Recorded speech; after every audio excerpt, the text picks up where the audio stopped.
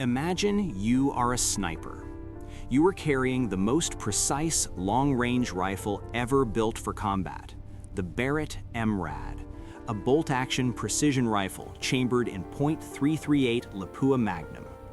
You are lying prone on Cemetery Ridge, Gettysburg, Pennsylvania, July 2, 1863. The morning is warm and humid. The grass smells like summer. The fields below you are green and open and beautiful.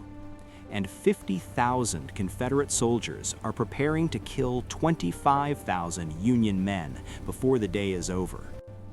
You have one rifle, one spotting scope, 120 rounds of .338 Lapua Magnum ammunition, a suppressor that reduces your muzzle signature to almost nothing, a Kestrel weather meter that measures wind speed, humidity, air pressure, and temperature to within fractions of a degree, a ranging laser that gives you target distance to within 1 meter at 3,000 meters, a ballistic computer on your wrist that calculates your firing solution in under 2 seconds. You have everything a 21st century Special Forces sniper carries into the field, and you are about to use it against an army that is still loading their rifles with paper cartridges and black powder. The Barrett MRAD, 6.9 kilograms unloaded, 1,230 millimeters long, bolt action with a 10-round detachable magazine, muzzle velocity of 936 meters per second, firing .338 Lapua Magnum, maximum effective range against point targets of 1,500 meters, maximum effective range against area targets of 2,400 meters. The rifle is so accurate that at 1,000 meters, a trained shooter can place 10 consecutive rounds inside a circle the size of a dinner plate. The most accurate rifle used at Gettysburg was the Sharps Model 1859. Effective range of 500 meters against stationary targets under ideal conditions. Maximum range of 900 meters with exceptional skill and exceptional luck. The best Confederate and Union sharpshooters at Gettysburg were operating at the absolute edge of what their technology allowed when they engaged targets beyond 400 meters. They were considered extraordinary marksmen. You will engage targets at 3 times that distance before breakfast. Your spotter sets up the loopholed Mark V spotting scope beside you. You range the first target, a Confederate artillery battery setting up at the tree line on Seminary Ridge. Distance, 1,847 meters. The Kestrel reads a left-to-right crosswind of 6.2 kilometers per hour at your position. Your ballistic computer accounts for wind, distance, bullet drop, air density, and the Coriolis effect of the Earth's rotation. The firing solution appears on your wrist display in 2 seconds. Elevation, 31.4 MOA. Windage, 1.8 MOA right. You dial the corrections into your Nightforce ATACR scope. You settle into the rifle. Your breathing slows. Your heart rate drops to 58 beats per minute. You exhale half a breath and hold. The crosshairs sit perfectly still on the chest of the Confederate artillery officer directing the battery placement. He is 1,847 meters away. He does not know you exist. He cannot see you. He cannot hear you. There is no human being alive in 1863 who would believe that a rifle could reach him at this distance. The most experienced sharpshooters in the Confederate Army would tell you that the shot you were about to take is physically impossible. You squeeze the trigger. The suppressor reduces the muzzle blast to the sound of a heavy book dropped on a wooden floor. From 1,847 meters away, it is inaudible. The .338 Lapua round travels downrange at 936 meters per second. It crosses 1,847 meters in 1.97 seconds. During that time, it drops 94 centimeters due to gravity, drifts 11 centimeters in the crosswind, and decelerates from 936 meters per second to 412 meters per second at impact. At 412 meters per second, the .338 Lapua round still carries 2,800 joules of kinetic energy at the point of impact. The Confederate artillery officer drops without a sound. No crack of a rifle, no visible muzzle flash, no smoke. He simply falls. The men around him stop working and look at him. They look at each other. They look in every direction trying to understand what happened. Nobody heard a shot. Nobody saw anything. Their officer is on the ground and they have no explanation. Your spotter sets up the next target. Confederate battery commander. Same position, 1,831 meters. Different angle. You work the bolt. The spent case ejects. The next round chambers. You dial the new firing solution. Exhale, hold, squeeze. The battery commander falls. The artillery crew is now in full confusion. 2 officers down in 30 seconds. No sound, no smoke, no visible enemy. Men are crouching behind the gun carriages. Men are looking at the tree line, at the ridge, at the sky. None of them are looking towards Cemetery Ridge because no one in 1863 believes that Cemetery Ridge is a threat at this distance. It is nearly 2 kilometers away. It might as well be the moon. You work the bolt again. Your spotter is already calling the next target. You have a list. Your list was built from the historical record. You know who commands what at Gettysburg. You know where the generals will be. You know what decisions they will make and when they will make them. You are not operating blind. You are operating with 160 years of historical knowledge about every command decision, every troop movement, every tactical mistake that will be made on this field over the next 3 days. You know that at approximately 3 p.m. today, Confederate General Lewis Armistead will lead his brigade across this open field in what history will call Pickett's Charge. 12,500 Confederate soldiers will walk across 3/4 of a mile of open ground toward Union positions on Cemetery Ridge. Union artillery and rifle fire will kill or wound more than 6,000 of them in less than an hour. It will be the bloodiest single assault of the Civil War. It will be the moment the war turns permanently against the Confederacy. You are going to stop it before it starts. Not by killing 12,500 Confederate soldiers, by killing the men who give the order. Confederate General Robert E. Lee is on this battlefield. He is the commanding general of the Army of Northern Virginia. He is arguably the most gifted battlefield commander in American history. He is also, right now, sitting on his horse Traveler on a ridge approximately 2,100 meters from your position, watching his army prepare for the second day of battle. 2,100 meters. Your maximum effective range against point targets is 1,500 meters. Against area targets, 2,400 meters. General Lee on horseback is not a small target. He is a man on a gray horse on an open ridge in full view against a pale morning sky.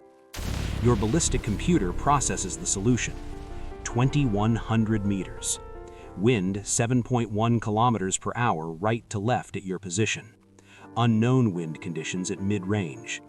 Temperature 24 degrees Celsius.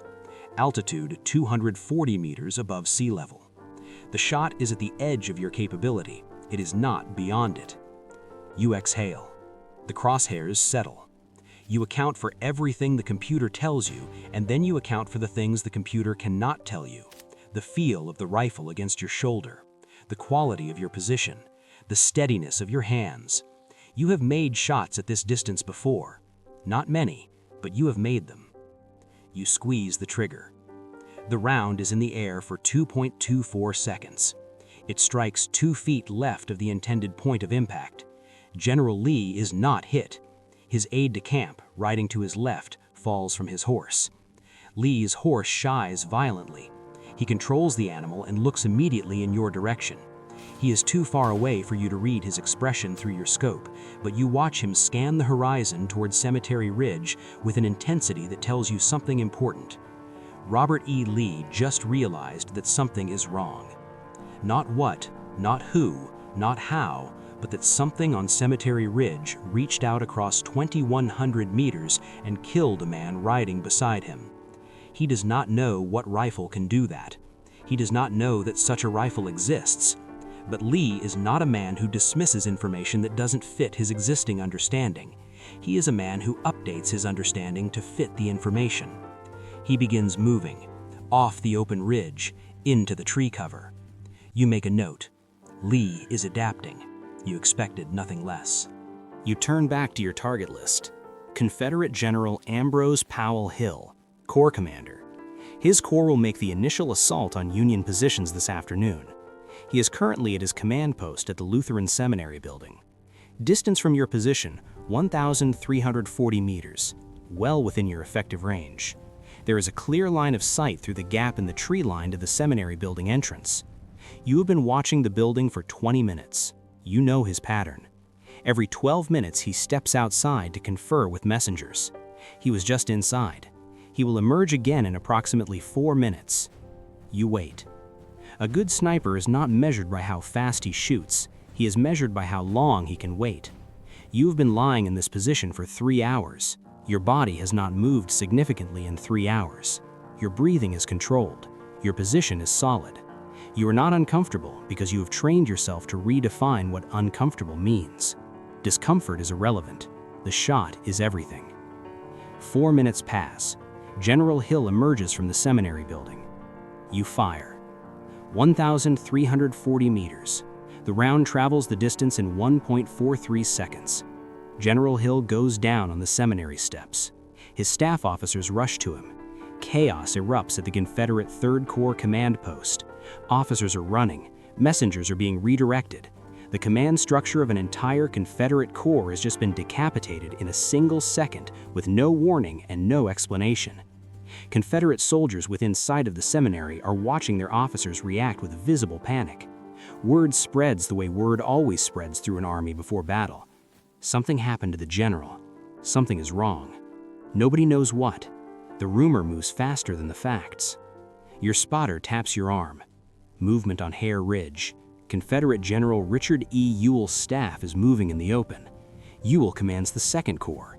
His corps is supposed to assault Culp's Hill on the Union right flank simultaneously with the assault on Cemetery Ridge. The coordination of that assault is critical. Without Ewell's corps attacking in coordination, Pickett's charge becomes even more catastrophically exposed. Distance to Ewell's staff group, 1,670 meters. Multiple targets in the open, moving slowly on horseback along the ridgeline. You take 3 shots in 45 seconds. 3 officers from Ewell's staff fall from their horses. Not Ewell himself. He is moving and the solution is changing too fast. But his operations officer is down. His chief of staff is down. His artillery coordinator is down. The 3 men responsible for translating Ewell's orders into coordinated action across his entire corps are gone. Ewell's assault on Culp's Hill will not be coordinated. It will not be effective. It will not happen on time. The Confederate battle plan for July 2nd is unraveling and the battle is not officially started. Confederate officers at every level are beginning to notice a pattern. Men are dying at impossible distances. No shot is heard before the man falls. There is no smoke on the horizon. There is no visible enemy position. Officers are dying. Senior officers, the men who give orders and coordinate movements and make the decisions that turn 50,000 soldiers into a functioning army. They are being removed one by one from the equation. Confederate soldiers are doing what soldiers do when they cannot identify a threat. They are stopping. They are finding cover. They are looking at each other for explanations and finding none. Units that were supposed to be moving into assault positions are stationary because their officers are dead or because the officers who remain are afraid to stand in the open long enough to give orders. You can see it through your scope. The Confederate formations that should be moving with purpose and coordination are fragmenting at the edges. Company commanders who were supposed to have orders from their colonels do not have orders because their colonels are dead or wounded or have gone to ground. Sergeants who were supposed to have orders from their captains are getting nothing because the captains are belly down in the grass trying not to be the next man who falls. The Confederate army is not retreating, it is not broken, it is confused, and a confused army is an army that cannot attack effectively. Confederate sharpshooters are now actively searching for you. You can see them moving along the tree line on Seminary Ridge. Men with scoped Sharps rifles working in pairs, scanning Cemetery Ridge systematically. They are good. The Confederate sharpshooters at Gettysburg were some of the most skilled marksmen in the world in 1863. They know what a sniper is. They know the principle of finding a hidden shooter by locating the firing position. They are looking in the wrong place. You are not in an obvious sniper position. You are not on a high point or behind a prominent feature. You were in the middle of a slope in grass that is the same color as your ghillie suit, 200 meters from the nearest Union soldier, with no muzzle flash and no smoke, and a suppressor that removes the primary sound signature of your position. The Confederate sharpshooters are systematically glassing every elevated position, every rock outcropping, every stone wall on Cemetery Ridge. They will not find you because they do not know what they are looking for. A Civil War sharpshooter hides behind objects. He uses terrain features for concealment. His rifle makes a distinctive crack and produces a visible smoke signature when fired. The Confederate sharpshooters looking for you are looking for the smoke. There is no smoke. There is no crack. There is nothing to find because the model of sniper they have in their heads does not match what you are. You fire twice more while they are searching. 2 more Confederate officers on Seminary Ridge. One at 1,200 meters, one at 1,450 meters. Easy shots. The Confederate sharpshooters are still looking for smoke on the northern end of Cemetery Ridge when the shots come from the center. The psychological effect is now compounding. Confederate soldiers are not just confused, they are afraid. Not of the battle, they are veterans, they have been in battles before. They are afraid of something they cannot name, something invisible, something that kills without warning and without sound and without pattern. Officers are dying at 1,000 meters and 1,500 meters and 1,800 meters without any visible cause. The invisible death moves across the field, and there is nothing to fight back against. There is no target. There is no enemy to charge. There is nothing to do except wait and wonder if the next invisible blow will land on you. This is the deepest effect a sniper can have. Not the casualties. The casualties are significant but limited. You have ammunition for 120 shots, and there are 50,000 Confederate soldiers on this field. You cannot kill them all. You were never going to kill them all. That was never the mission. The mission is to kill the men who give the orders, and to make every remaining officer afraid to give orders. You check your ammunition. You have fired 31 rounds. You have killed or seriously wounded 28 Confederate officers, ranging in rank from artillery lieutenant to corps commander. You have disrupted the command structure of 2 of the 3 Confederate corps on this field. You have turned a coordinated battle plan into a series of disconnected unit actions with no overarching direction. You have been firing for 4 hours. The Confederate attack that was supposed to begin at 11 a.m. has not begun. It is now 1 p.m. The attack that was supposed to be coordinated across the entire Confederate line is not coordinated because the officers responsible for coordination are dead. Units are in position but have no orders. Generals are in their command posts but are afraid to ride to the front to personally direct their troops because 5 generals have already died today from impossible range. Robert E. Lee is still alive. He has stayed in tree cover since the shot that killed his aide. He is commanding through messengers and has not exposed himself on open ground since that moment. He is adapting. He is trying to understand the situation and respond to it, but he is responding to incomplete information because his staff officers are dying before they can complete their reports. Lee does not yet know that the invisible death is 1 man with 1 rifle. He thinks he is facing a new Union weapon, a battery of long-range rifled artillery perhaps, a new explosive shell that makes no sound on launch. He is trying to solve the wrong problem, and you have made sure he has no information that would allow him to solve the right one. At 2 p.m., you change position. You move 400 meters north along Cemetery Ridge to a new firing position. It takes you 45 minutes to move 400 meters. You move the way you were trained to move, slow, deliberate, inches at a time when in the open, using every fold in the ground, every patch of tall grass, every minor terrain feature. You arrive at the new position without being seen. You range the Confederate line from the new position, different angles, different distances. The Confederate sharpshooters who have been searching for you on the southern end of Cemetery Ridge are still searching in the wrong place. You begin again. 4 more shots, 4 more Confederate officers. The last one is a colonel commanding a brigade that was finally getting organized for an assault on the Union center. He was on horseback at 1,100 meters, which is almost point-blank range for your rifle, shouting orders and getting his regiment moving. He had the kind of energy and presence that turns confused soldiers into an organized assault. He falls in mid-sentence. His regiment stops. The momentum that he had built over 20 minutes of personal leadership evaporates in the second he hits the ground. The soldiers who were beginning to move forward stop moving. They look at each other. They look at the officers around them. The junior officers look at each other. Nobody wants to be next. Nobody wants to be the man on horseback giving orders at 1,100 meters from wherever this invisible death is coming from. The assault does not happen. Pickett's charge, the assault that history recorded as the Confederate high water mark, the moment when 12,500 men walked across 3/4 of a mile of open ground toward the Union lines, does not happen. Not because the Confederate soldiers lack courage. They have more courage than you will ever be able to fully comprehend. Men who will walk into artillery fire and rifle fire across open ground have a quality that most human beings never access in their entire lives. It does not happen because the generals who were supposed to order it are dead, and the generals who are still alive are not going to stand in the open long enough to order it. The sun is going down over South Mountain to the west. The second day of Gettysburg is ending.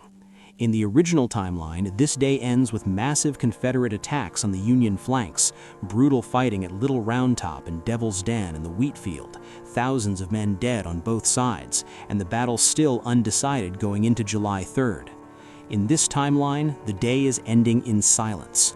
Confederate forces have made limited, uncoordinated attacks on the Union flanks. Without senior officer direction, they lack the coordination to be decisive. Union forces held every position. Confederate casualties have been significantly lower than the original timeline because they never made the massive assaults that produced massive casualties. But the Confederate battle plan is destroyed. The initiative is gone. The Army of Northern Virginia is sitting in its positions on Seminary Ridge with no coherent offensive plan and a growing understanding that something on the Union side of the field can reach them anywhere they stand in the open. You lie in your third firing position of the day and watch the Confederate lines through your scope in the fading light. Your FILR monocular picks up the thermal signatures of soldiers moving in the trenches and behind the stone walls. They are staying low. They have learned to stay low. Generals who are still alive are conducting their business from behind cover. Officers are running between positions rather than riding. The proud Confederate officer corps that sat on horseback in full view at the beginning of the day has gone to ground. You have fired 67 rounds. You have 53 remaining. Tomorrow is July 3rd. In the original timeline, July 3rd ends with Pickett's charge and the effective end of Confederate offensive capability in the Eastern Theater. The Battle of Gettysburg is the turning point of the Civil War. After Gettysburg, the Confederacy never again threatens the North. After Gettysburg, the war becomes a slow, grinding Union victory. In this timeline, July 3rd has not happened yet, but the Confederate Army that will face it is not the same army that faced it in 1833. Its senior officer corps has been devastated. Its coordination is broken. Its soldiers are psychologically affected by a day of invisible death from impossible distance. Its commanding general is adapting brilliantly to a situation he does not understand and cannot solve because the solution does not exist in his century. You clean your rifle in the dark. You eat. You sleep for 4 hours with your hand on the Barrett. You wake before dawn and move to your fourth position of the engagement. You have 53 rounds. You have work to do. The Confederate Army below you does not know your name. They do not know your face. They do not know what you are or where you came from or what technology you carry. They will write about this in their letters home. They will tell their grandchildren about the invisible death that came from Cemetery Ridge and killed generals at distances that no rifle had any right to reach. They will call it a Union secret weapon. They will call it the work of a devil. They will call it the hand of God working against the Confederate cause. They will never know it was one man, one rifle, one man, one position, against 50,000 soldiers and the best military commanders the Confederacy ever produced. They never stood a chance.